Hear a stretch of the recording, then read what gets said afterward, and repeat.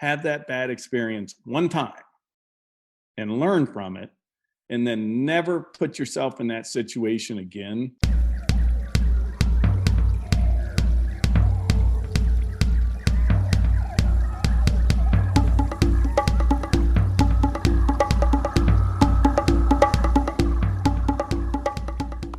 Strike.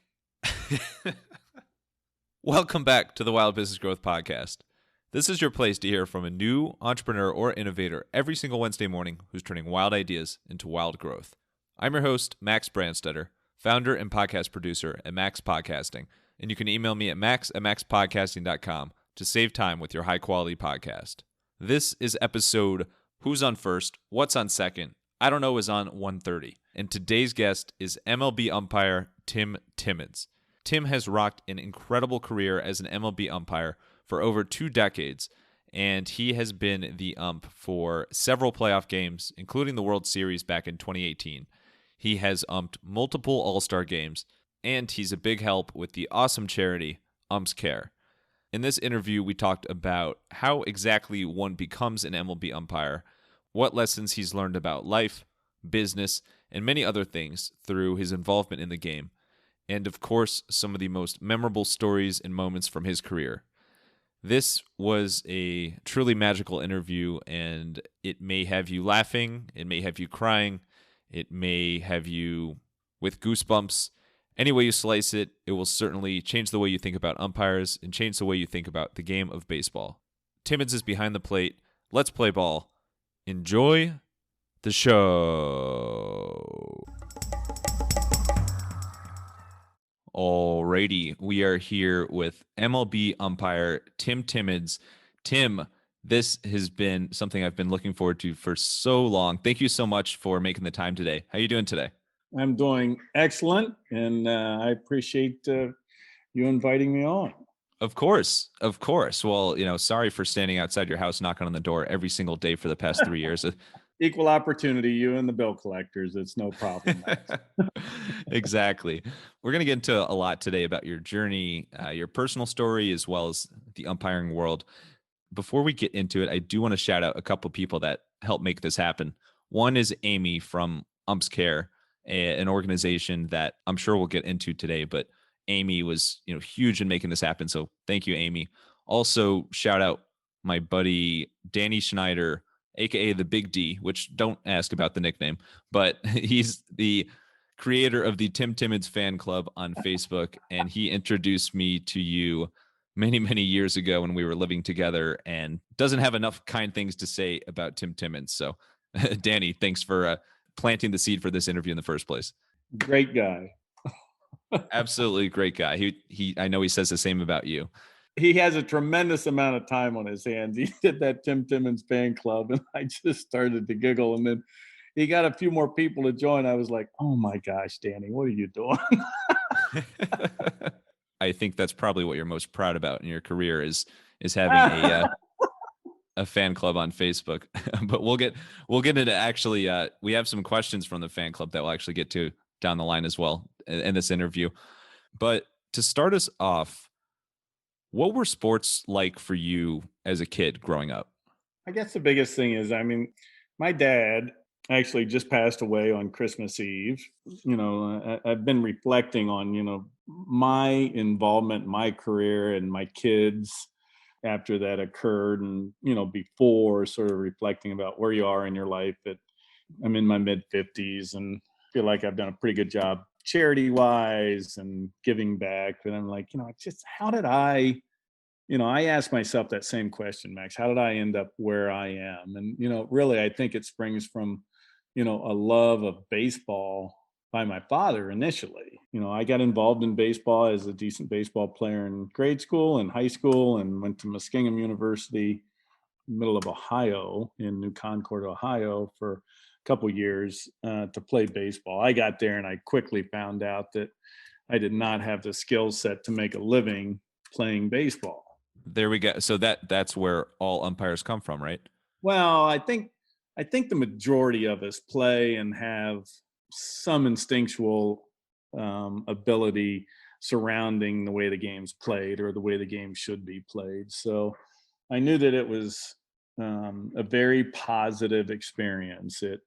My mom and dad were involved with my travel teams and my high school play, and it was more about family than anything else. And I actually went to umpire school. My dad was president of the local umpires association here in central Ohio, and I started umpiring, and I ended up traveling about 40 minutes one way and then 40 minutes back to work the, London high school freshman team like 11 or 12 times the first year I umpired it, the only year I umpired amateur ball. And I said to my dad, I go, Dad, how about some games closer? And he said, how about you do some clinics or some classes? So even though he was the president of the local association, he was a stickler for, certifications and clinics and camps and that type of stuff. So I simply went to umpire school in January in between semesters at Ohio State, because I transferred to Ohio State after my sophomore year.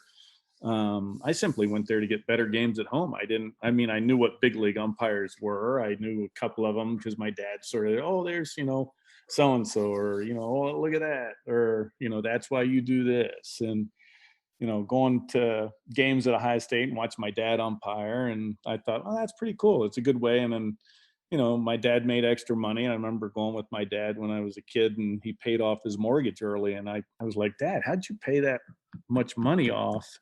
Where'd you get all that money? Because he was he worked in a factory, and then he did sales after that. But this was prior to the sales job when he wasn't making much money at all. He said, hey, that's my umpiring money. So I initially went to umpire school to get better games because I was going to teach history or, go into banking and umpire on the side. But when I got down there, and after a couple of weeks, I thought, you know what, I'm not too bad at this. And then that year, I was one of 6 guys to get a minor league spring training assignment. So I was in the right place at the right time. And I've always been the luckiest guy I know, Max.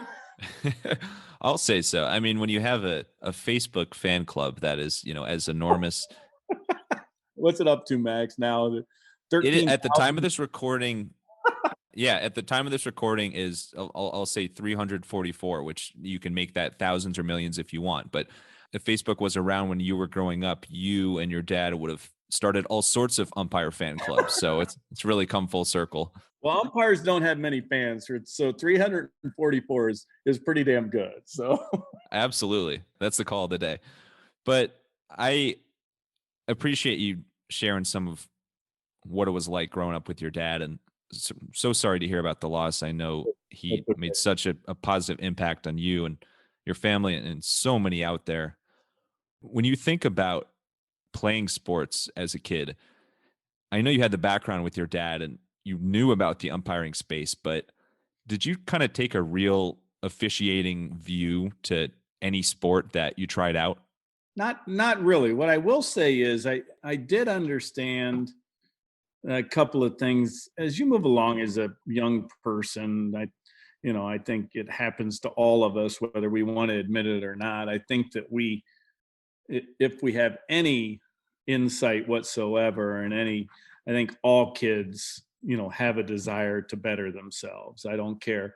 I recognized in myself that I learned okay in the math class, the history class I enjoyed, but the other classrooms, not so much. But the classroom on that baseball field and the life lessons taught there, and the classroom on that football field, those lessons I really understood. I understood that if I wasn't prepared, then I wasn't able to do what I was capable of doing. So I learned the lesson of preparation. I learned the lesson of diligence. And I think that I will say this, I did, have a fairly decent working knowledge of the rules of the game because I had grown up around it. And it's sort of weird. Baseball rules were discussed at the dinner table when I was a kid, much as they're discussed, still to this day around my dinner table. And when I was in AA, my wife actually took my rules test for me. I forget what was going on, but she did my rules test and she aced it. So I had another buddy I umpired with amateur ball, and we had grown up together, and he was quoting some rule, and my wife, we were out one night, and this was when I was in the big league, and she goes, Scott, that's actually obstruction, not interference. I was like, God bless her. She knows exactly what the hell she's talking about. Yeah, seriously. A lot of people could learn from her. Oh, that's exactly right. But I think that, more than anything else, I recognize that those fields, they were classrooms. So, I think there's a sweet spot in there and age for kids, 10 to 13 or 14, when they're interested in, themselves and their friends, and before their hormones are getting flown one way or another. So there's still an ability to concentrate on that task at hand. So, I mean, mainly focus on that task at hand. The sports, for me, it was an escape, and it was a safe environment within which to make mistakes. And that's still, to this day, you can make mistakes, and you can have what are considered huge losses on a baseball field. At the same time, in life, they really don't amount to much, but it's a lesson that you can take away and say, okay, I've got adversity. The call didn't go my way. Okay, I have to overcome that. Or I didn't accomplish this goal. I have to overcome that. Or I have to improve this. Or I don't want to get too cocky because this went really well, 2 or 3 days in a row. So, I think there's a lesson. I think baseball is, the best reflection of actual life, because it's such a grind. It's such a long season. It's so many ball games. So probably it's a classroom for me. Yeah, I've never heard of it spoken of like that before, but I'm totally with you. I mean, to this day, when I think back to when I played, and I didn't quite make it to the MLB or the NFL, but let's just say I got very close. No, I didn't get close at all. But you're spot on. There's so many lessons from playing sports and being around sports that you can apply to life. Now I'm seeing how you can apply them to business. You're totally right. You can fail and face adversity on the field time and time again. And it teaches you how to deal with that stuff and makes you stronger from a mental standpoint. So it's just a beautiful thing, a beautiful classroom. It is. Let's get a little bit more serious. And by that, I mean to the point that you realized, hey, there's a serious chance that I might become an MLB umpire. When did that hit you? Well, I can tell you exactly when it hit. I was in Double-A, and a few guys had gotten promoted ahead of me. Well, I had gotten promoted during the off season, and I always had complete faith in my ability to do the job. I could see in myself that I was improving at each level, and I was getting better in my skills. I was able to move further and further away from the actual fundamentals of what I was doing and go more and more toward what my instincts were telling me to do. And the more I learned fundamentally, then the more I was able to trust my instincts and my experience. And then that's really where people say, that guy's able to throw the baseball 97 miles an hour. He's touched, his arm is touched by a divine being. I think it's the same thing for umpires. I think, you're talking about business. I think it's the same exact thing in business. I think it's the same thing in dentistry. I think it's the same thing in accounting. I think it's the same thing in, the guy who is the janitor at the school.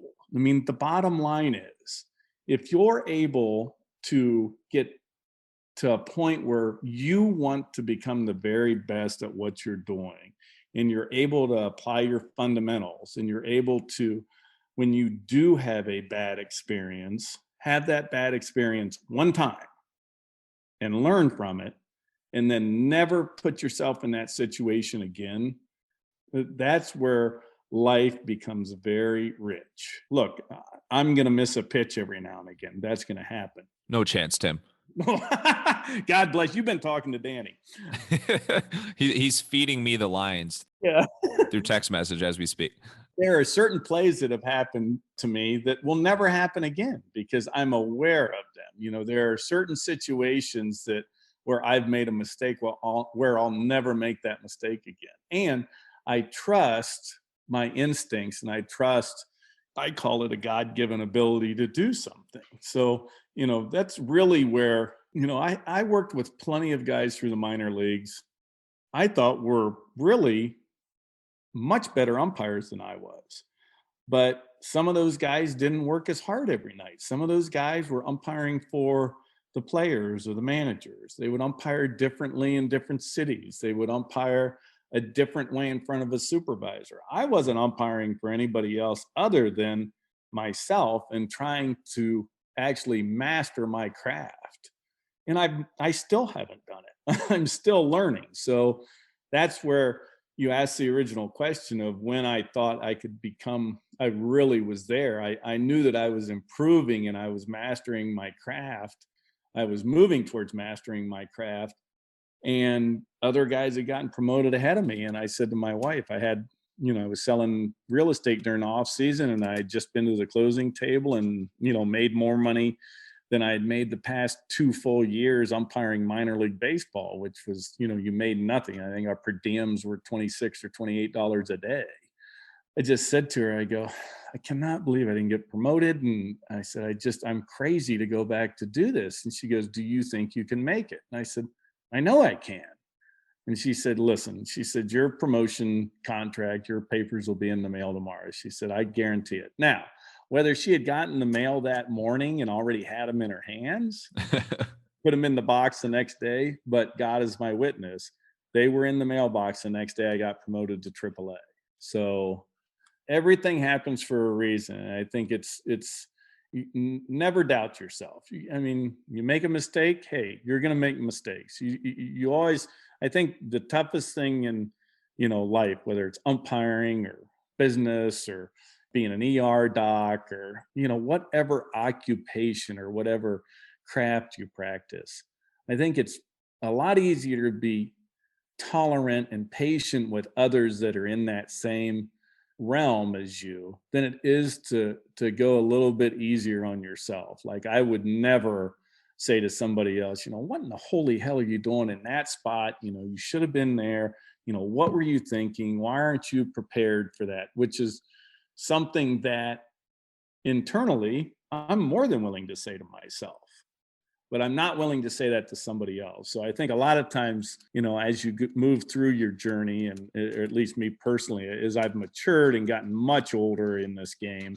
I have become much better at cutting myself a break because I'm going to get the lion's share of stuff correct. And I'm going to do, a very good job and give both teams a very fair game every night, even if I'm not at my very best. It's still going to be a fair game regardless.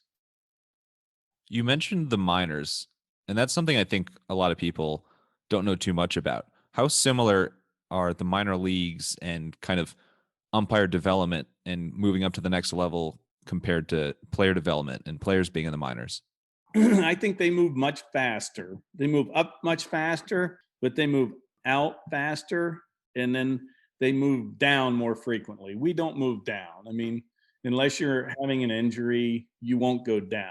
Now, there are some development mechanisms in place. Once you get to the big leagues, everybody said, oh, the umpires aren't accountable. I mean, in the minor leagues, like I was the first president of the minor league umpires union. And we went through a card count and formed a union for the minor league umpires. Prior to us having a union, you were lucky to get seen by a minor league supervisor 2, maybe 3 times a year. When you got to AAA, then you started to get seen by big league supervisors who were making decisions. But there wasn't a supervisory staff that was capable of coming in and evaluating and helping teach the points, in areas that you would need to improve on to get to the next level. They would do an evaluation, and that might be you might get evaluated for a whole season on 4 baseball games. If you weren't at your very best, those 4 baseball games, or if the games just went smooth and nothing happened, that's not necessarily a good thing for an umpire to really show their abilities. So after that happened, the guys in the minor leagues now get seen anywhere between 12, 16 games, somewhere in there. So they get a lot more quote unquote looks. In the big leagues, we get seen every single day, every single plate job, every single pitch, every single game. We are evaluated. And if there are any deficiencies, that go beyond a year, a season, then there are ramifications and corrections made within the quote unquote matrix. So there's a lot more supervision at the big league level, but the teaching that goes on, really, you learn all these things and you think, okay, I'm ready to go to the big leagues. You're not ready to go to the big leagues. You happen to go to the big leagues, and then you really start to learn. And then once you're hired in the big leagues, then you really, really start to learn. Yeah. And then as your body ages and you're not as quick, then you've got to become much more crafty to get to where you need. And that's where the trust of your instincts and your experience. Look, they pay me to travel. I would umpire the games for free. I get paid to be away from my family, and I get paid to live out of a hotel. Don't ever tell Major League Baseball that. But I was going to say, we can edit that one out if you want, but yeah, don't tell MLB that. We don't want them to. But like I said, I'm very fortunate to be able to do what I do in the venues that I do it. It's amazing. I mean, people ask me, so what's it like? What's it like? And all I can say is if I could somehow convey to a stadium, a full stadium, what I see, what I hear, what I smell when a guy smokes a ball and the pine tar, and I mean, you can actually smell the ball, the wood burning. I think I could smell it now. Yeah. Well, if I could somehow package that, Max, and convey that to a state, you would have to build the stadiums 100, 200,000 seats, because to this day, those guys are mastering their craft as well. And they can do things with a bat and a ball and a glove that are absolutely superhuman. It's just amazing what some of those guys can do with a baseball. You're going to get more and more access to the field here as the camera technology gets better, and that's going to be good for the game. That's going to help improve the game and the viewership and the fans. Oh, definitely. I think if you could bottle that and sell it, it would just be like the beach scented cologne from Seinfeld. It's going to be the same exact. But it is people dream, and so many people their whole lives are just imagining what it would be like to have those field level seats or kind of be part of the action like that. And as a fan of the game, you have a job to do, so you can't just sit there leisurely, but you really have the best seat in the house and are so close to all the action, which is incredible. It's impressive. There would just be no way you could put somebody in behind the catcher, and if somebody throwing 97 miles an hour, they would absolutely freak out. Right. It's amazing what they can do. Let's get to the big leagues, which is much easier to talk about in this setting than it is to actually get to the big leagues. Can you take us through the moment when you found out that you were getting called up? Yeah, I got called up, and I ended up going up to Montreal, and I worked first base, and then I worked the plate the second day, and then I think I came back down. I can't remember if I worked third the next day or not, but I'm sure Danny knows. He probably does. All I can tell you is they used to play the theme to The Godfather up in Montreal, and you entered through the restaurant behind home plate, and they had these big, thick plexiglass doors that you could see right onto the field. They were at field level, and the doors opened. And I remember walking out to home plate, and they're playing the music from, The Godfather. And when I got to home plate, now keep in mind, I at this point, I've got, I think, 7 or 8 years in the minors. I had worked a lot of games. I had worked the full season, the minor league season. I'd worked minor league spring training. I'd worked instructional ball. I'd worked the fall league. Years that I was gone 10 and a half, 11 months umpiring baseball. So I've umpired a lot of baseball. But when I walked up to the plate that first time, and I remember just looking at the box, the chalk outline and the plate. I mean, it was absolutely perfect. I mean, you could have put a salad on home plate, put dressing on it, and eaten it and not had a single piece of dust in your mouth. I mean, it was just absolutely, it looked like somebody had taken, a slide rule somehow and put the box in. I mean, it was amazing. I was amazed. And, you stop and you look around and you're like, holy smokes. I mean, I've worked all this time, and at that time you think, okay, I'm here. I need to figure out a way to stay here. And, you go up and down. I went up and down that year. I worked some. The next year in 99, I worked 60 games. Well, the next year in 2000, I worked 158 out of 162 ball games. Oh my God. Oh yeah, dude. But you're young and you don't know any different because you were working. You weren't getting a vacation in the minor leagues anyway. So you got a couple days off for the All-Star break, but beyond that, and then the next year I got hired. I think the difference between the minor leagues and the big leagues, the pace picks up so much from A ball to double A. And then the pace from double A to triple A is about the same. Occasionally it's a little faster, but the pace at the big league level is just consistently at breakneck speed at all times, even when there's nothing happening. I mean, as an umpire, you just always, and the ball's hit back to the pitcher and the guy's going to be out by 45 feet. You better be prepared for not only the pitcher to drop the ball, but then kick it to the guy, him, glove the ball, maybe or maybe not stay on the base. And then as he's holding the ball up to you, drop it. That's what goes through an umpire's mind. The worst thing that can happen is a routine play. And if you treat a routine play as a routine play, that's when problems happen.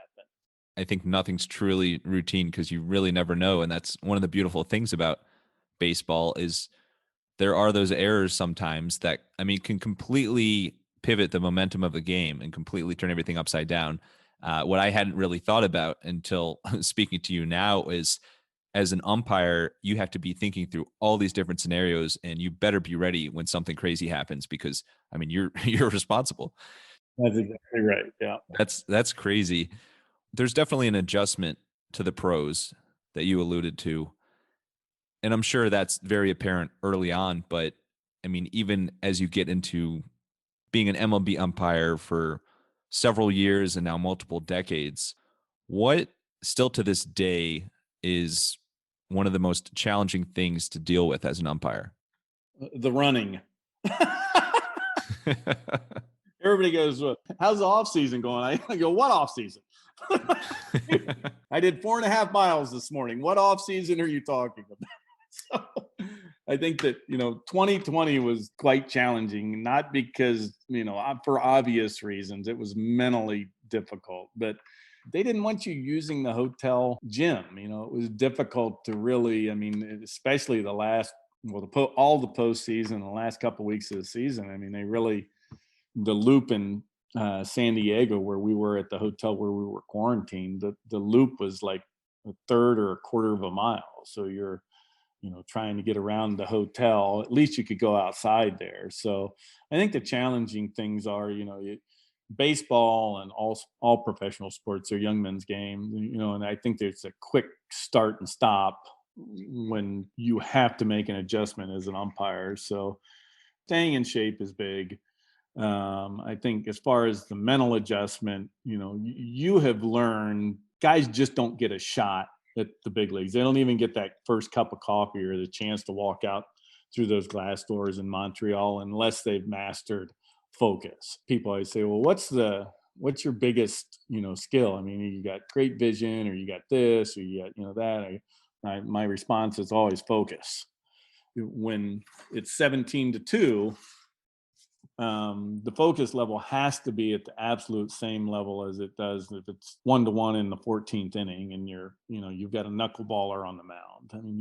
The focus, that's really where you make your house payment, is the ability to if you think it's cold, or if you think, oh, geez, I was up for, at 3:30 for a 3-hour flight and I've got to work, and then there's a rain delay, or I was in the East Coast 4 days ago and now I'm on the West Coast and I'm umpiring at, what feels like midnight to me. And, there's a lot of different things that can come in and enter into your mind if you permit them to. The mental toughness, I think is something that grows over time and just gets more and more, it gets tighter and tighter. I do find definitely that I'm more tired the older I get after the games, not because of the physical end of things, because the physical end, it's staying in shape and doing the running, that keeps me able, that keeps me in a positive mental position where I can accomplish the goals that I want to, as far as being able to focus. Probably that's the biggest change, and that's what really separates guys from AAA to the big leagues, is the ability to focus for long periods of times, and then really you can get into some really adverse situations. So, and my knees started wobbling as soon as you said knuckleballer. Like, there's everything that can come out. One of the beautiful things in baseball is that unpredictable nature. Oh my gosh. I had Randy Johnson versus Wakefield in Boston one day for a day game, and they didn't have the tarp on center field on the batter's eye. I was like, oh my God. Oh my God. You could not have two more opposite pitchers going against each other. It was a long day, Max. Oh my God. You talk about that focus. How do you keep that degree of focus when, something happens, a certain call that goes against the home team, and all of a sudden the entire crowd is booing you, and, these people hate your guts, even though the vast majority of them probably didn't even know who you were the day before. Right. And then there are other situations where you got, probably daily, where there's players yelling at you because they disagree with your call behind the plate. How do you keep that focus when there's so many, sounds funny, but when there's so many people that hate you in a given moment? Yeah, I think they're focused on the uniform. I think I have never been in a situation where, after, if somebody make a comment, after, when my uniform's not on and they find something out, maybe they know something, they talk about a specific call or something that, I don't talk to them, after, a few minutes, they're like, oh, okay. Yeah. So, look, that's the beauty of the sport, and that's the beauty of buying a ticket, Max. People need sports. People need to have an outlet. They need to be able to yell at the umpire. They need to be able to yell at the other team. They need that. And that's the thing. That's the beautiful thing about sport. And that's why I think, sport and comedy, those things should be an escape from everything else. And, it's become a platform, which is fine. But everybody says, well, the umpires, that this stat shows this and this stat shows that. Look, I'm like a baseball. I don't care how tall you are, how short you are. I don't care what the color of your skin is. I don't care really if you're male or female, because the baseball doesn't know. Neither do I. All I want to do is keep the game as fair as possible. So, as far as just the crowd noise and everything else, you learn very quickly, as you go through this thing. If you just don't give it any thought, so, what do you do when 50,000 people are booing you? I'm happy it's not 2,000, because you can hear every single individual when it's 2,000 people instead of 50. So Right. plus it pays the bills. It's not like if they start standing up clapping for the umpires, I tell you what, I'm not going to be making as much money. Absolutely. We'll have a financial expert on hand to diagnose how your salary is impacted by this interview. So hopefully not negatively. No. The financial upside or downside of this interview for Tim is yet to be determined, but one thing is sure, podcasts can do wonderful things for your business. If you are interested in a podcast for your business, for your brand, but you don't want to spend all those hours every single week doing the behind-the-scenes minute details it takes to run a successful podcast, email me at max@maxpodcasting.com. Let's save time with your high-quality podcast. Now, back to Tim and the amazing work he does with Umps Care. I'm sure there are people listening that I've probably, without even knowing, yelled at you before, but clearly anybody who's tuning in knows that you're a good guy, and like umpires like often get yelled at, as we spoke about, but like you're a great guy and make a positive impact as a person. And in addition to that, you've done some really, really cool work with the charity Umps Care. Can you speak a little bit about what Umps Care is and why you got involved in the first place?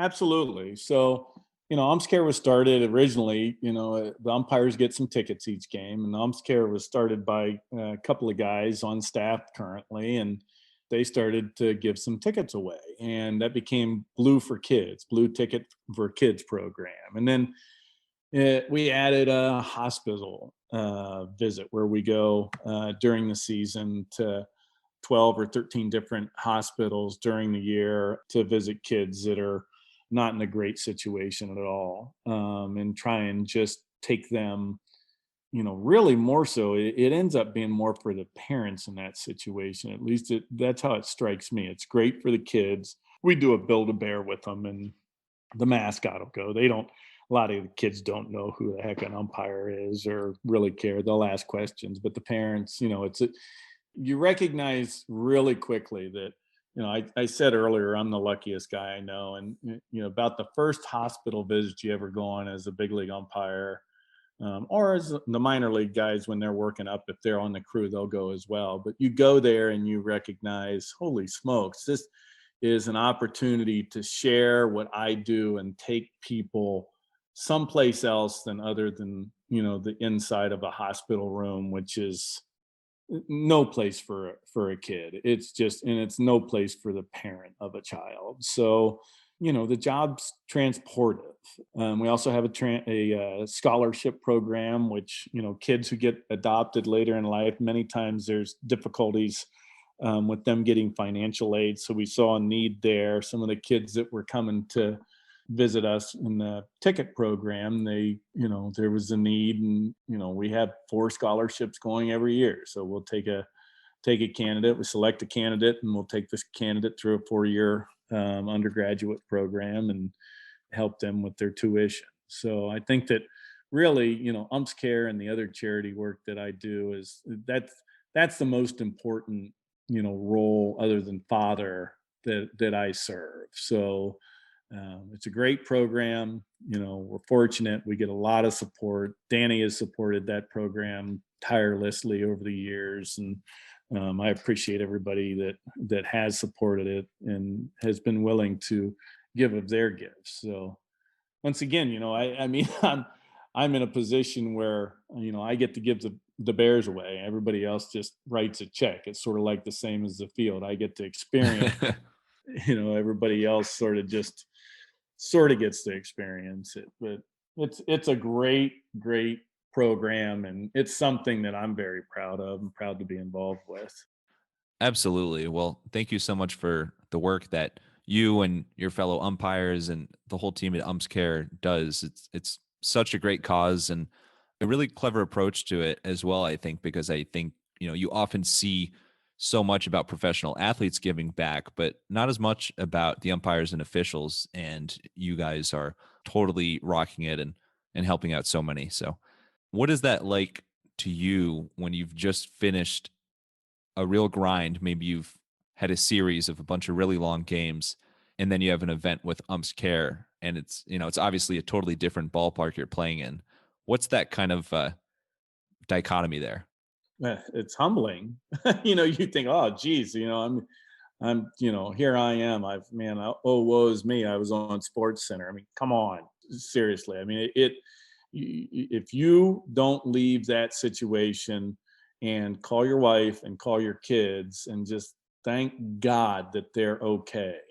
I remember I worked the World Series in 18 and had my wife there and had my kids, my boys there. My dad wasn't able to come, but we're at the hotel after I worked the plate, and the next morning we're going to, Boston Children's, and I'm like, geez, this is really cool. I get to share this with, my wife who's worked really hard, my kids who have endured, their dad being away.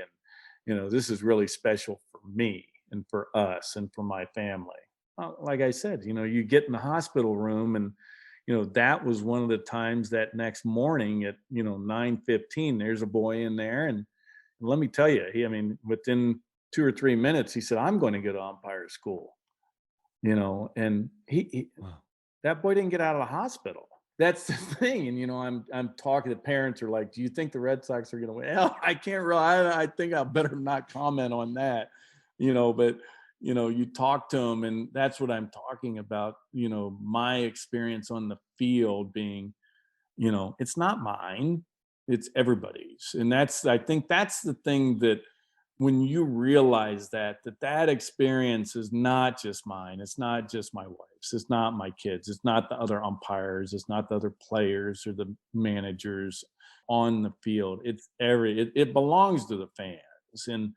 And that's the thing that I tell you what, buddy, you can get in a situation where you have a great game and things went well in the World Series, and boy, you're on, and you just take a step back and you go, wow, the purpose of that is to try and bring people out of bad situations, which is why I don't mind people yelling at me.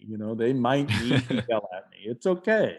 They paid their money. Yeah, believe me, I have gotten more than I have ever given to that charity as far as time and money. I mean, you get so much. It's with any charity. It's with any valuable thing that people do in their lives. You get more back from giving.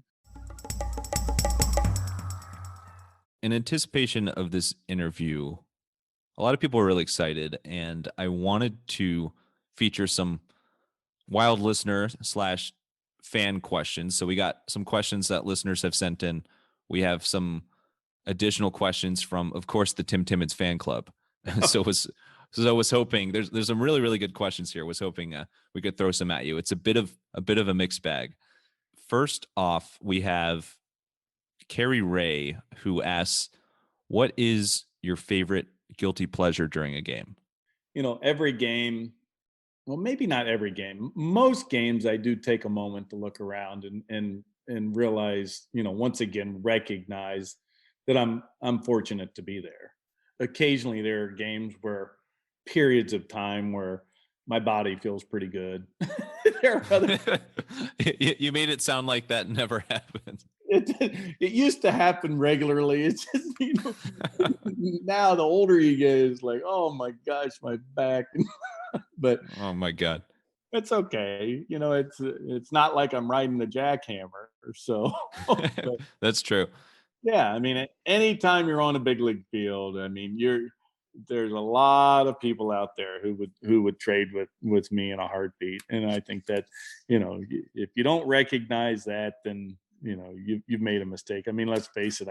I spent a long time making no money whatsoever while my friends were finishing school and going to graduate school and getting great jobs. And they're looking at me like, oh my gosh, you're making $8,000 a year and $26 a day. What are you thinking? So, you roll the die, but once again, as long as it's like anything else, if you see that your input into an effort or where you want to go is improving, then that's great. Our eldest son is, switched from engineering, bright kid. And he said, I want to go into media collaborative. And I go, well, what's that? And he said, well, it's writing, directing, and producing movies. And I said, okay. And he goes, and I said, well, what do you want to do? And he said, well, I really want to do stand-up. And I said, okay. I said, well, then just give it your best shot. And he goes, you're not upset? And I go, I umpire baseball games for a living, Jack. I am not going to be the guy to tell you not to go after your dream. I said, there's got to be big league umpires. I said, I happen to be one of them. I said, there's got to be stand-up comics. There's got to be guys who write funny movies. I said, go for it. Well, why not? So just give it your best shot and put yourself in the best position to get there. That's an amazing parallel there. He could be a stand-up umpire if he wants to. No, I don't think he'd be a stand. He's got more sense than that. He's like, you get head too much, man. I go, yeah, no, I don't disagree. He'd be sitting down at least. Yeah. Danny Berman asks, have you ever had to go to the bathroom mid-game? Well, you can tell Danny, just watch me. I do not hesitate anymore to go to the bathroom because as a middle-aged man, anybody who's listening to this who is a middle-aged man or older knows that the ability to focus is completely out the window. Once nature calls, when you get over about 48 or 49 for me. So yeah, I just go. That's great. So Danny, you can watch him go to the restroom. We have some awesome questions from the Tim Timmons fan club as well. Speaking of Danny, we have Danny Schneider, aka the Big D, who asks, Tim, you have a lot of historic games that you've been an umpire for. You were the umpire for the first ever MLB game in China in 2008. You've umped in the World Series. You've umped the All-Star game in Cleveland, your home state of Ohio. Is there any single moment that stands out to you as the most memorable moment? Yeah, I know exactly what moment it is. It was the first game I worked after 9/11. I had just been hired July 31st, and I was actually on vacation, my first vacation ever in baseball. And I was at the Jersey Shore with my family when 9/11 happened.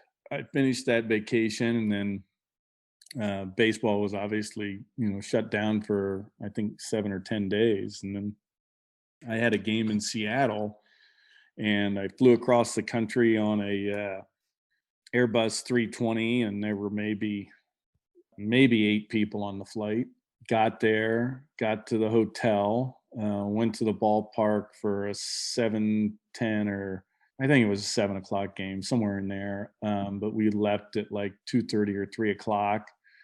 Shortly after we got there and got changed, in walked, Homeland Security, the FBI, the local police, the state police, and obviously, stadium security. And my crew chief said to all of them, he said, "Hey, is everything okay?" And I mean, I remember distinctly the FBI guy going, he goes, just look up in the light standards when you get out there, you're safe. And he goes, "What do you mean?" He said, "Well, they had snipers." So, you have no idea what to expect. We didn't know if there would be anybody at the ball game, or, what was going to happen.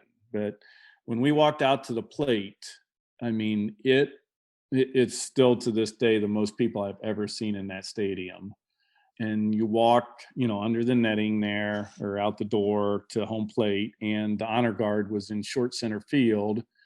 It was just completely dead silent. I mean, it was perfectly silent. We got the lineup cards, did the ground rules, they played the anthem.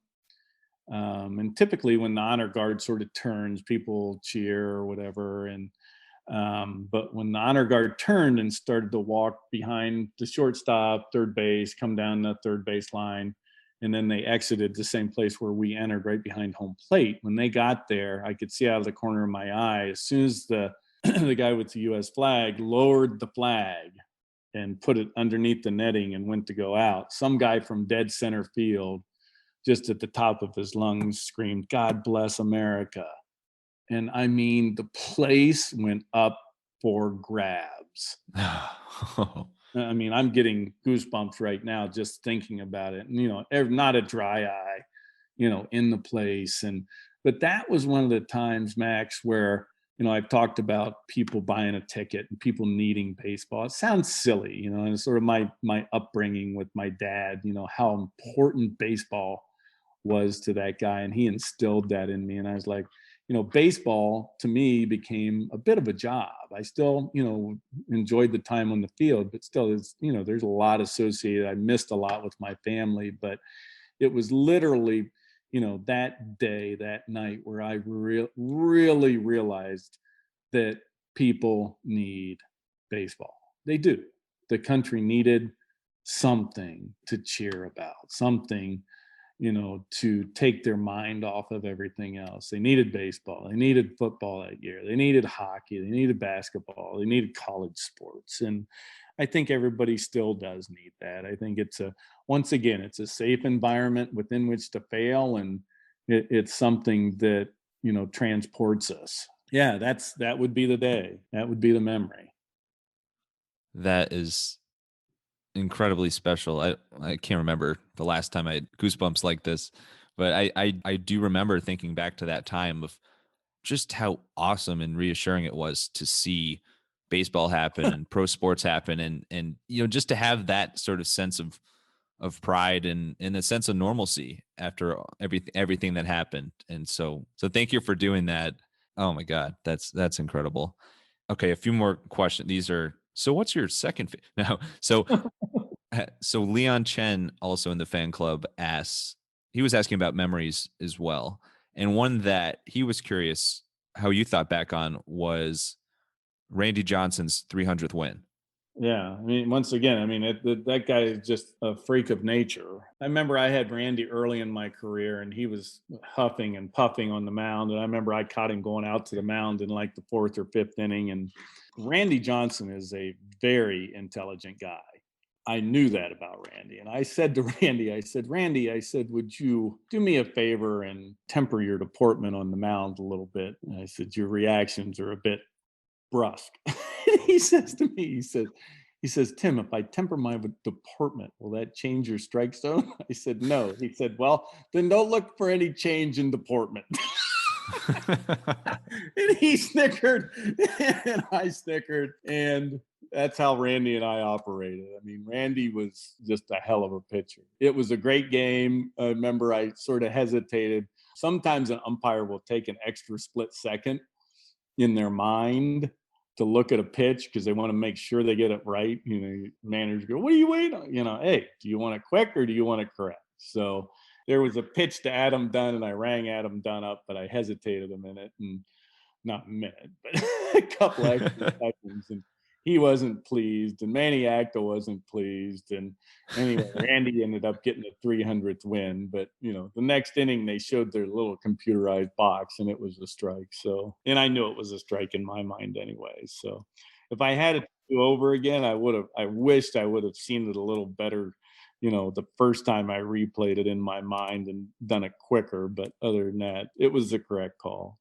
Well, Adam Dunn is a big guy. Randy Johnson is like not even human how big he is, especially on top of. Can you characterize how tall and intimidating he is when he's standing on top of that pitching mound?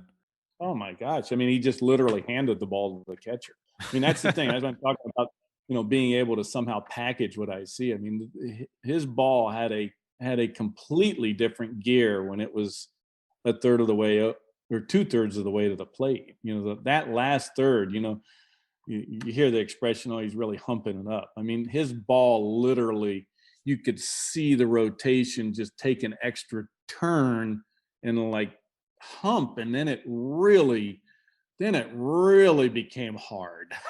So he was throwing it hard the whole time, but that last third, it was amazing to umpire for that guy.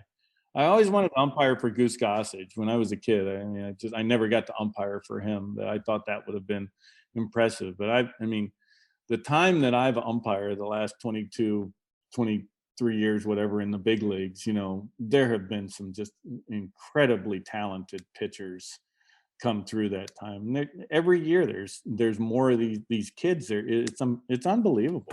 I mean, it's just really impressive. Used to be, you had a few guys who threw, 95. Now everybody throws 93, 94. I mean, everybody. It's amazing what they're, biomechanically, what they're able to do with the computers and how they're able to increase their velocity. It's become a more and more power game. Right. And then you have Trevor Bauer with like a gyro ball or like throw it to the moon, come back down, see what happens type. And then this is kind of a joint question, similar question from Will Zimmerman, who I believe goes by Wild Bill. Again, don't ask. And Matt Wiley, Matt the Cat. This is like the nicknames are off the charts, but Bill asks, do you think you are the only umpire with a fan club? And Matt asks, how does it feel to have a fan club led by a guy who goes as the Big D?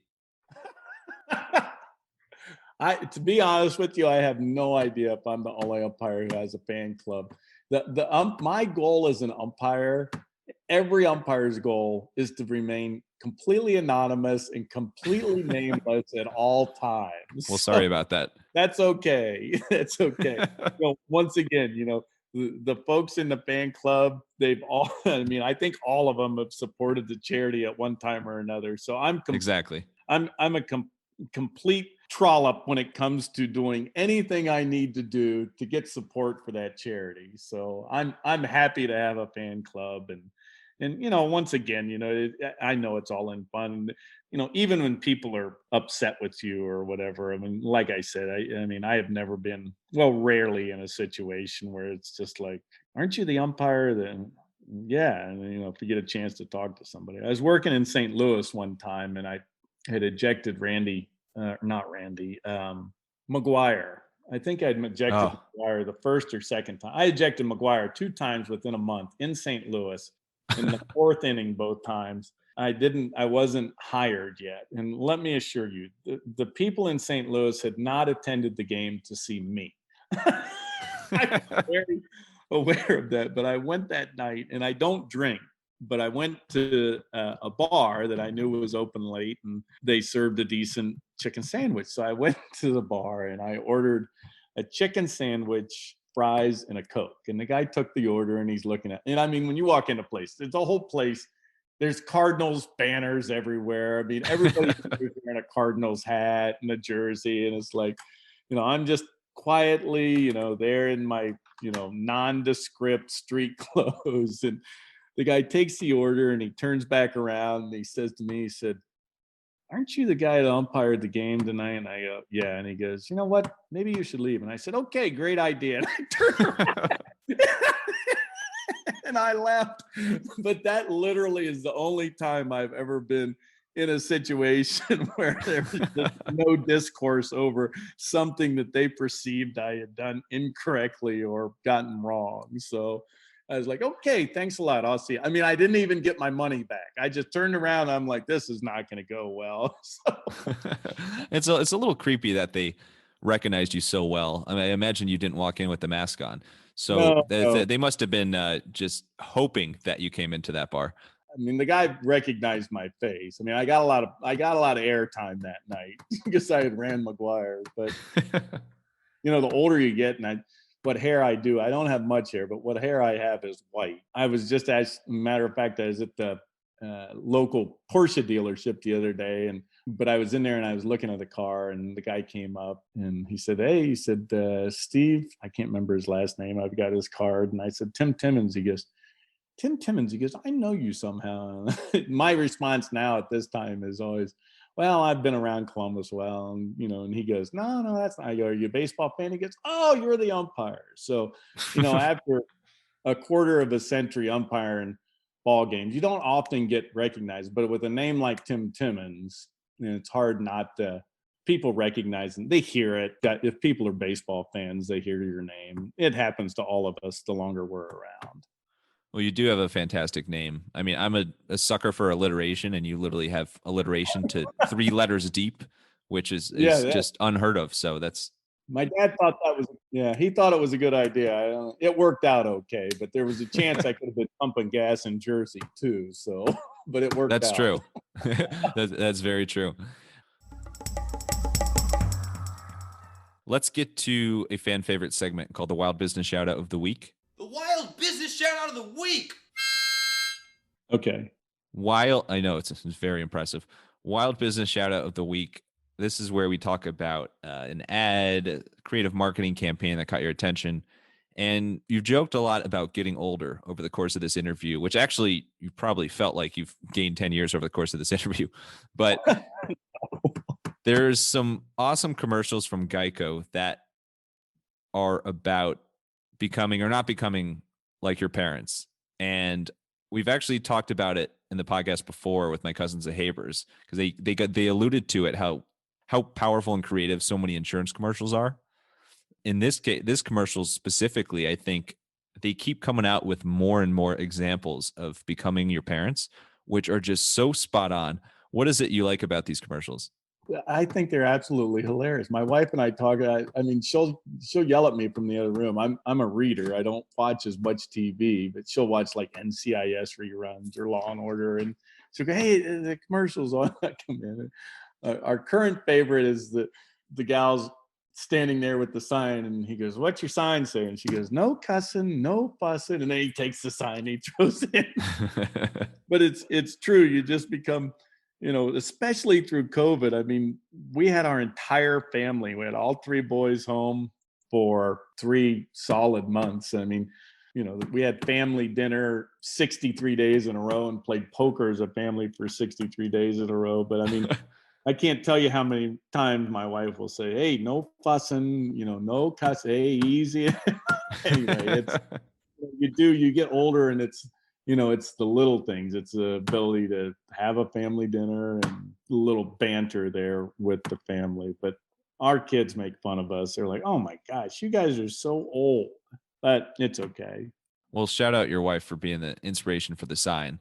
I will. They're so they're so clever, those commercials, and I think this would be an amazing case study. Like if they keep this series going for like 5-10 years, just to see how many ideas they can think of that resonate with people, because they're so spot, like pronouncing quinoa, and the talking about somebody with the blue hair, and the Yeah. Oh my helping God. a stranger back out of their car. Like the examples are so great. You don't have to know the server's name. Leslie hates it. Every time we go to the restaurant, and she doesn't hate it. I'm like, "Hey, what's your name?" And, they take the order, and then they start to leave. I go, "Hey, we'll wait right here." She goes, "Oh," she just shakes her head. Oh my God. My dad's famous line growing up was every time that we ate as a family, when my brother Andrew and I were growing up, when the server would come over, my dad would hand the bill to my younger brother Andrew and be like, "He's a child actor." which was not true at all, but I'm sure Andrew was very happy and cornied out to play along with that. But anyway, let's wrap up with some rapid fire Q&A. You ready for it? Yep. All right, let's get wild. What is the funniest thing that you've ever seen happen, or that's happened to you on a baseball field? This is a bit vulgar, but I'll tell the story. We're explicit. You're welcome to. Okay. I was working the plate one time. The only person that I can remember, I'm positive it was Lloyd McClendon was the manager. I'm umpiring the plate, the catcher's there, and I forget who the hitter was, but the hitter got in the box. He took a pitch and he's grinning. And I called it a ball. Or no, I called it a strike, and he's grinning. I'm like, "What in the hell?" And about that time, the catcher just starts shaking his head, and the catcher goes, "What in holy hell? What in?" And he stands up, and about that time, the guy had walked into the box, and he had farted, and it was horrendous. So now the catcher stands up, and he turns around, and he looks at me, and I look at the catcher, and I just back up, and I put my hands up, and the hitter's got his face down and his hand over his mouth. I mean, it may look like to the manager that that the hitter's upset about the pitch, and Lloyd is holding his hands up in the dugout, and he starts to walk out towards home plate, which you can't argue balls and strikes. And I got my mask on. I'm like, "Oh my God!" And I look up and I see Lloyd. And Lloyd goes, "What in the hell's going on?" I go, "Your boy farted." He just turns around and he goes, "Yes, he's doing it in the dugout too." Oh my God. That is fantastic. Hopefully you stopped doing that by now. Yeah. Thank you for that. And now I'm going to know what's really going on there. Yeah, you never know. Let's talk about extremes from a weather standpoint. What was either the coldest or like the unbearably hottest game that you were the ump for?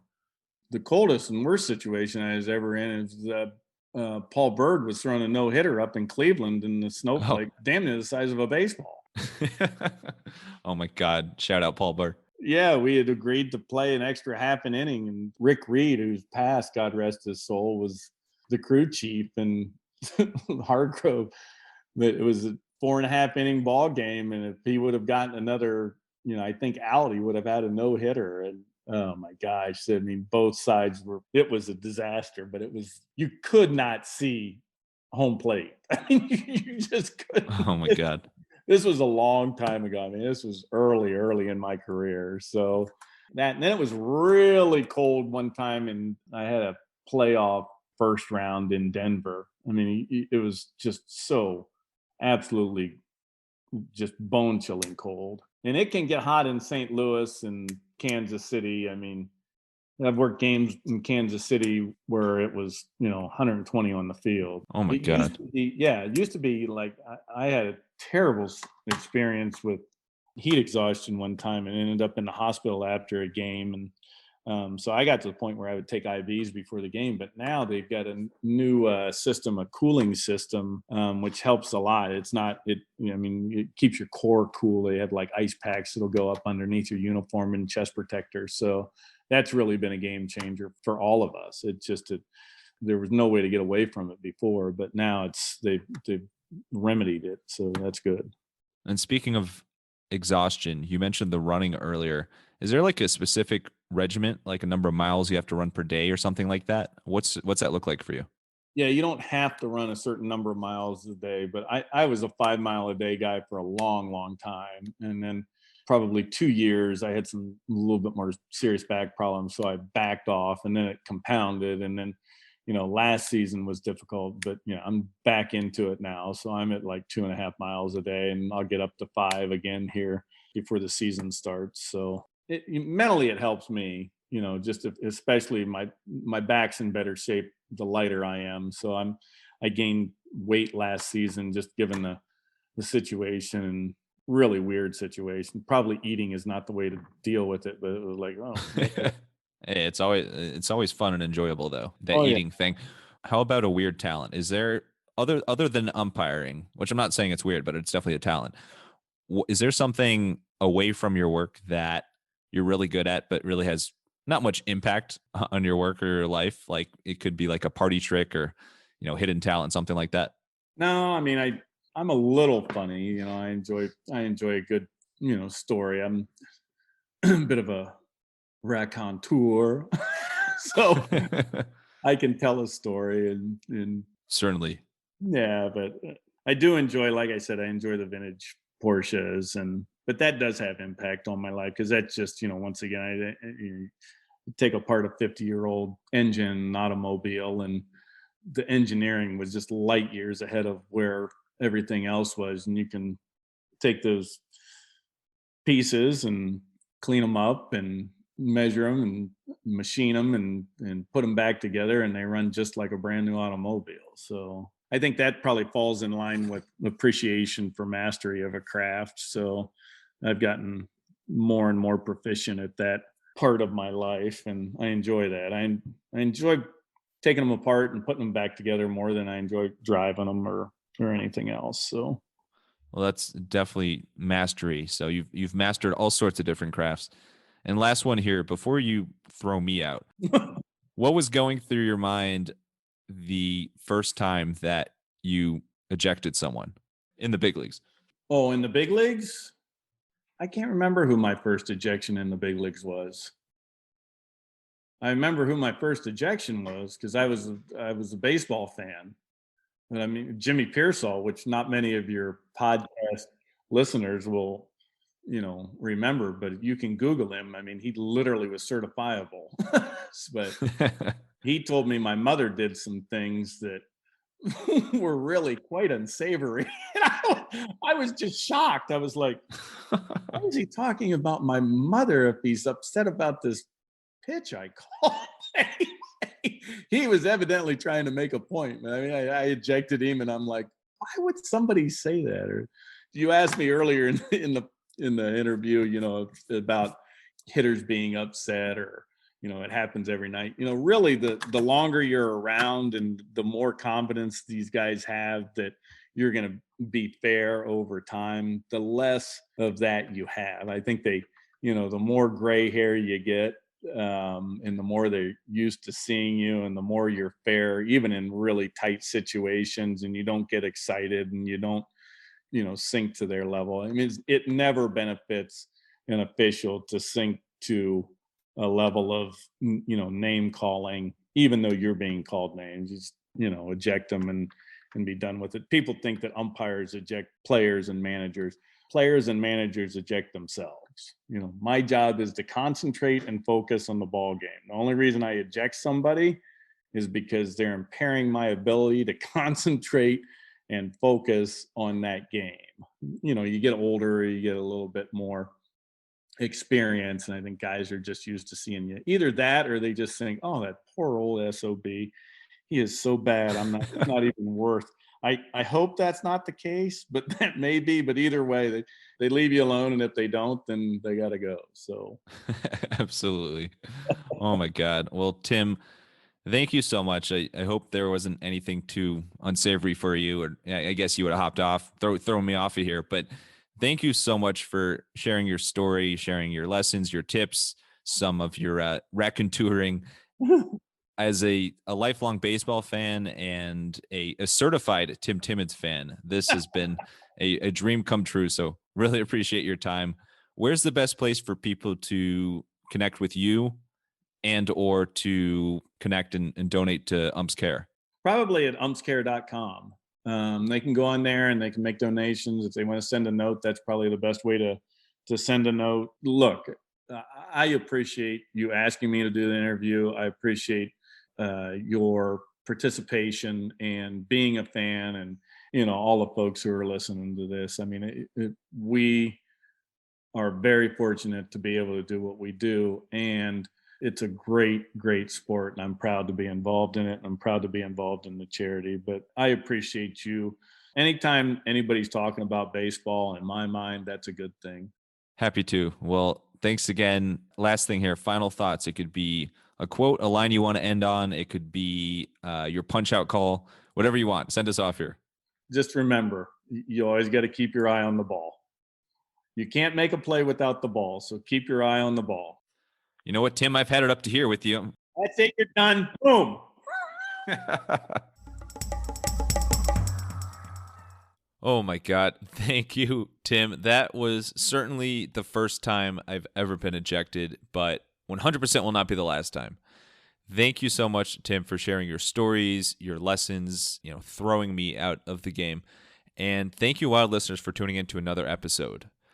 Take a moment to check out Umps Care. They are seriously an awesome organization. Any donations are obviously super appreciated. You can check them out at umpscare.com. And if you want to hear more wild stories like this one, make sure to subscribe to the Wild Business Growth Podcast on your favorite app and tell a friend about the podcast. You can also find us on Good Pods. And for any help with podcast production, you can learn more at MaxPodcasting.com. Until next time, let your business run wild. Bring on the bongos!